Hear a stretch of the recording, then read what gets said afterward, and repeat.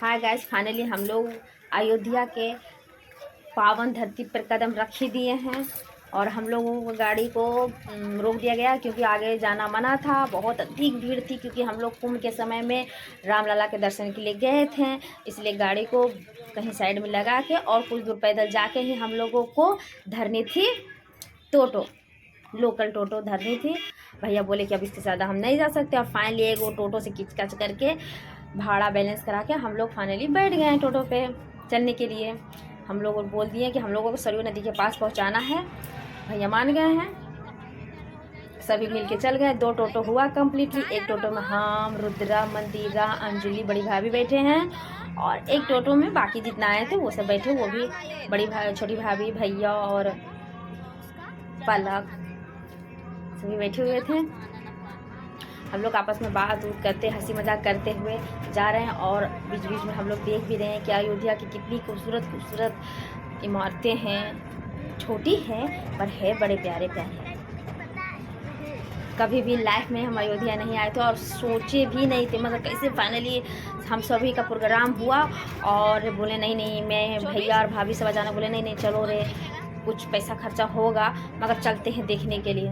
और बहुत किच काच के बाद हम लोग फाइनली रेडी हो गए हैं जाने के लिए अयोध्या और कुंभ नहाने के लिए। कुंभ का नहाना तो हो चुका था और हम लोग उसके बाद रामलला के पास दर्शन करने आए।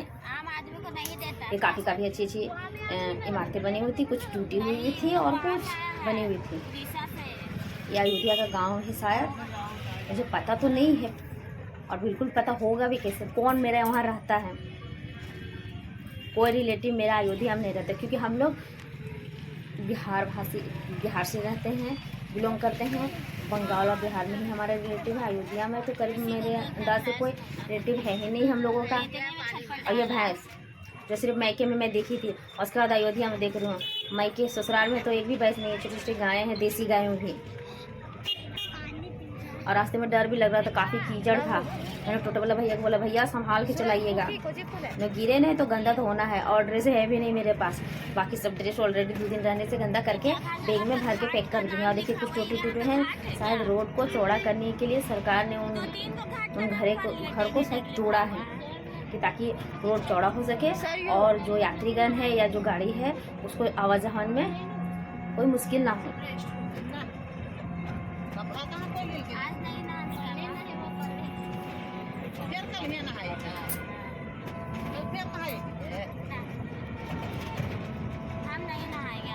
ये देखते हुए हम लोग जा रहे हैं और बात भी कर रहे हैं कि कैसा है, क्या है यहाँ पर। काफ़ी अच्छा है। देखिए अयोध्या क्या लिखा हुआ था गाइस, इतने में ही आगे टोटो बढ़ के कुछ लगता है मस्जिद भी बनी हुई है। यहाँ भी लोग काफ़ी गाड़ी, छोटे छोटे बाइक चल रही है, मस्जिद भी है, चहल पहल मची हुई है। और यहाँ के लोगों को कोई फ़र्क नहीं पड़ता कौन आ रहा कौन जा रहा, क्योंकि यहाँ के लोगों को शायद ये अभ्यास हो गया है कि यहाँ बाहर से घूमने वाले आते रहते हैं। तो हम लोगों को इसका ध्यान नहीं देना, सिर्फ अपने काम पे ध्यान देना। एक औरत है जो अपने छत पे कपड़ा डाल रही है, किसी को कोई फ़र्क नहीं पड़ता कौन आ रहा है कौन जा रहा है, हमें अपने कामों से मतलब है यहाँ के वासियों को। और ये बहुत ही खूबसूरत पार्क है, आपको तो रुके नहीं थी, उस वक्त मुझे बहुत खूबसूरत लग रही थी। और ये पानी का पाइप लाइन बिछने वाली है शायद, इसीलिए सब रोड के किनारे रखी गई हुई होगी। गौतम बुद्ध का फोटो, छोटा सा पार्क है और बीच में बुद्ध भगवान जो कि आसन ग्रहण किए हुए हैं। कभी आइएगा तो जाइएगा देखने के लिए, मुझे तो मौका मिली नहीं क्योंकि हमें जल्दी से यात्रा संपन्न करके घर वापस बंगाल जाना था।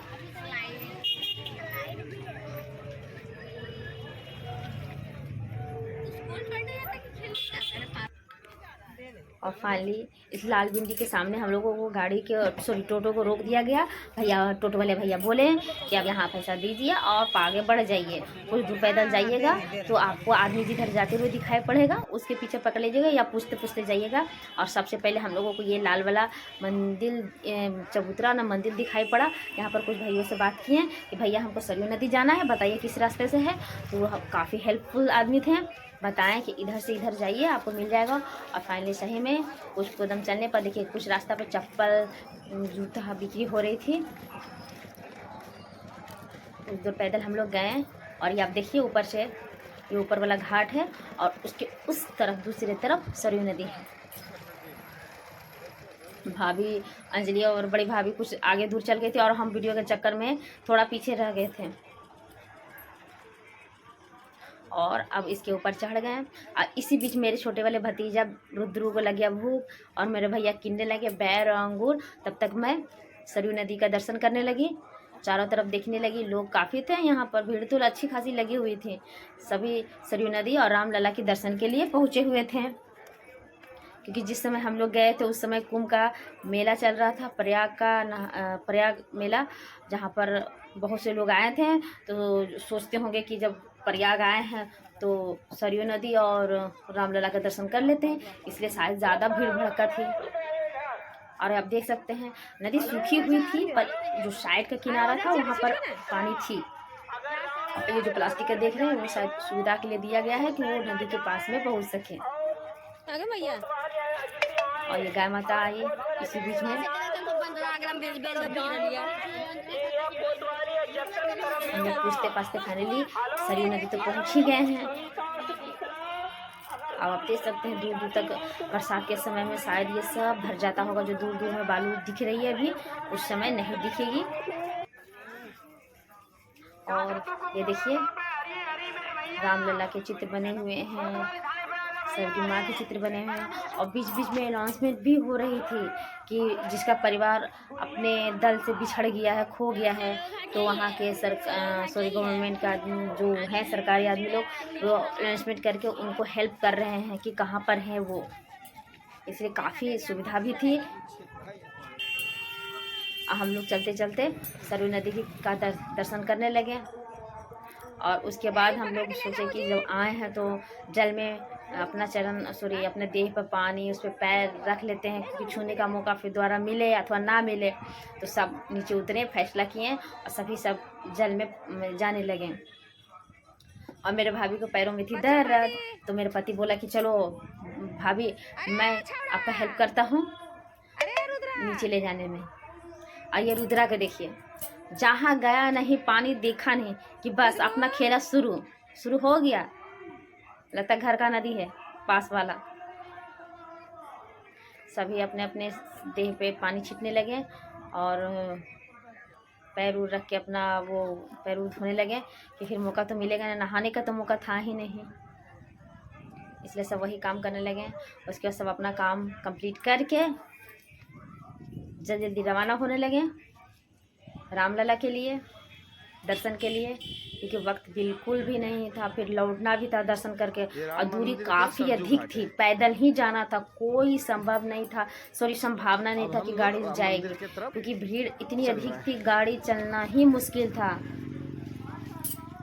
जा ही नहीं रहा था। और ये इसी बीच में मेरे पति को दिख गया बंदर, हनुमान बाबा। अब ये लगे उनको कुछ खिलाने। अब मैं बोल रही हूँ कि ये बाहर है, यहाँ अगर नोच लिया तो फिर कहाँ जाएंगे हॉस्पिटल। और वो सुने नहीं, किसी तरह समझा के उसको हटाए वहाँ से। उसके बाद आगे हम लोग चलने लगे। हम लोग सोचे कि बस सरयू नदी यहीं समाप्त होती है, और उसके बाद अब रास्ता पकड़ के हम लोग रामलला के दर्शन में जाएंगे।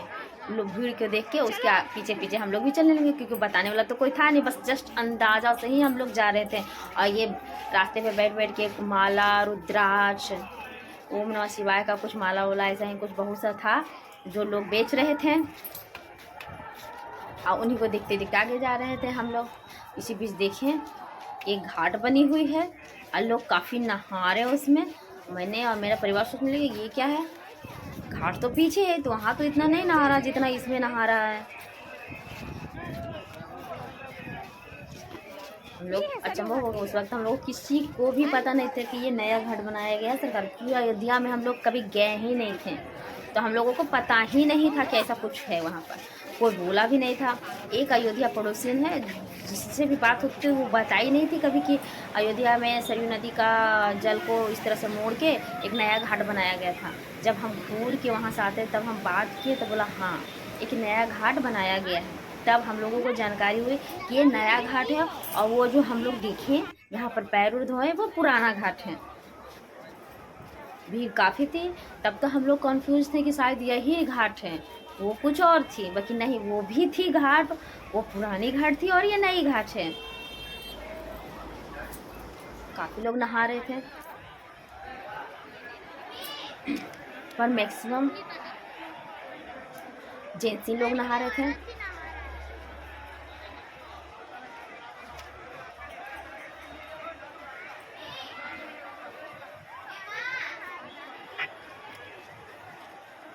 मेरे पति नीचे गए थे देखने के लिए घाट कि कैसा है, देख के वापस चले आए। इनको तसल्ली मिल गई। उसके बाद सभी बच्चों लोग ने बात करने लगे कि हमें भूख लग गई है सभी, क्योंकि आगे भी जाना और काफ़ी देर तक हम लोग कुछ खाए भी नहीं थे। और इसी बीच मेरी भाभी को, हम लोगों को पीछे में मंदिर हो गया, शंकर भगवान का मंदिर था, माता रानी के मंदिर था, देवी माँ का मंदिर था, और ऐसे ही कुछ मंदिर थी देवियों की और भगवान की। उसमें हम लोग प्रणाम किए और उसके बाद बच्चों लोग खाने के लिए चले गए और भैया भी खाने के लिए चले गए।